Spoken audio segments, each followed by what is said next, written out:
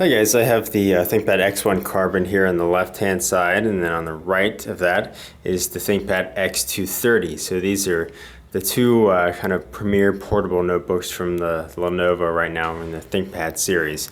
Now I've already done a full comparison of the X1 Carbon and the ThinkPad X220.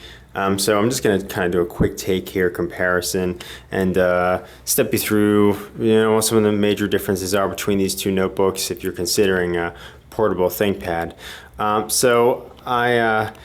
You can probably see here if I shift over to the left that the ThinkPad X1 Carbon is significantly thinner than the ThinkPad X230. Now I do have a larger size battery on the ThinkPad X230 and it does kind of stick out the bottom a little bit and it makes it raise up. So if you had a smaller 4-cell battery, you would be slightly thinner profile there, but nonetheless it still wouldn't make it thinner than the X1 Carbon. Well, I'm not going to close the screen because I'm only using one hand right now, and frankly I can't open the lids up very easily with just one hand because the hinges are so stiff, and that's a good thing. So the ThinkPad X1 Carbon has a low voltage processor, Core i5 or Core i7. The ThinkPad X230 meanwhile has a fully fledged Core i5 or Core i7 processor, so you're going to get better performance out of the ThinkPad X230. Now, the X1 Carbon comes with a standard SSD, where the ThinkPad X230 does not. It just comes with a hard drive, though you can upgrade the SSD and get the same type of performance. You can either do that at configuration or aftermarket. The thing I like about the X230, which will be easier to demonstrate with the light off here, is the IPS screen. I think both these screens are pretty good. But if I turn off the light, you'll see when I tilt back the screen here on the X230, and already I think the saturation on the X1 Carbon is, well, it's oversaturated. Some of the colors are washed out compared to the X230, which is really kind of richer and more bold. So if I tilt it back, colors hold up pretty well. I just cycled through to the different photo here. Wow, you still kind of get the point here. Well, there we go. Now we have an exact comparison.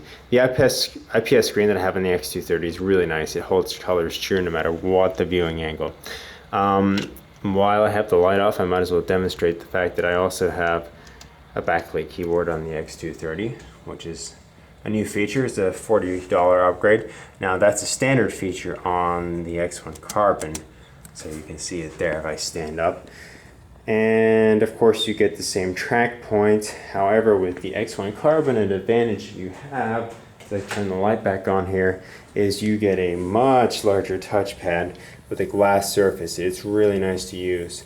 Meanwhile, over on the X230, much smaller touchpad, just a different dimpled surface, just not the same feel, maybe half the size of that in terms of area. So the X1 Carbon definitely has a superior touchpad that would be great for Windows 8 if you care about Windows 8, which I think a lot of business users don't. Now, of course, the X230, since it's thicker, you can fit more ports. You still don't get an optical drive, but let's look what you do get on the X230 relative to the X1 Carbon. We kind of turn them to the sides here. So on the X1 Carbon on the left-hand side, you get the power jack, you get a USB 3.0, wireless on off. However, on the X230 we get more stuff. So we get USB 3.0, VGA monitor out, we've got a mini display port, we've got express card 34mm, it's a mouthful, USB 3.0, wireless on off. So that 34mm express card slot allows for upgrades to various accessories. On the right hand side we have SD card reader, we have a powered USB 2.0 port, maybe it's 3.0, no, I believe it's just 2.0. And then we have an Ethernet LAN, and then you have the dual headphone microphone jack, and you have, well, this is the hard drive here, so you can easily remove that. And back here we just have the power jack. Okay, now if we flip around to the right side on the X1 Carbon, we have an SD card reader, we have dual headphone microphone, we have mini display port, and we have USB 3.0. So actually, in terms of ports, I mean, not too different. But the big difference that you will see if I flip underneath here is you get a docking port on the X230. You do not get that on the X1 Carbon. It's just clean finish there, no ports. So the docking connector is kind of a big deal for a lot of business users, and they use that to drop it into a docking station when you get to work, and then quickly have access to more ports, monitor, you're plugged in.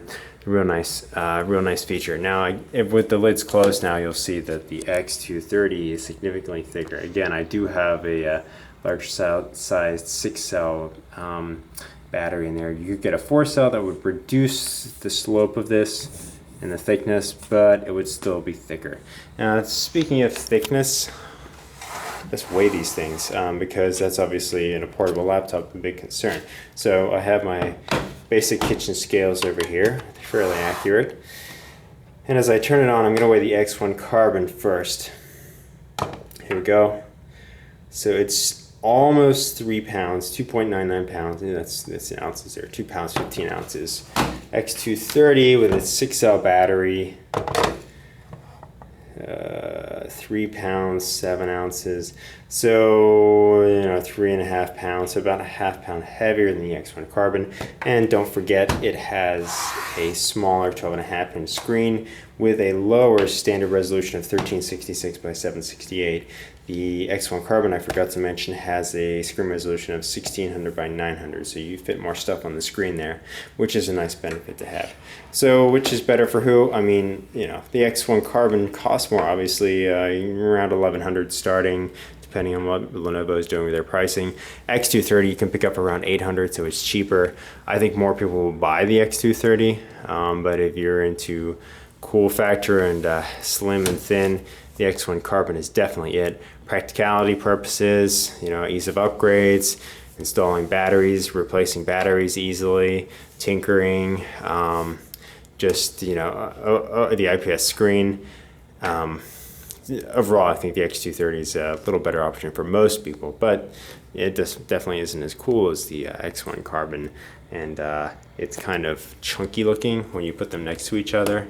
But for people like me, and I think a lot of practical people, I think the X230 is a better option here. But hey, if you've got a large budget and you like cool things, go for the X1 Carbon too.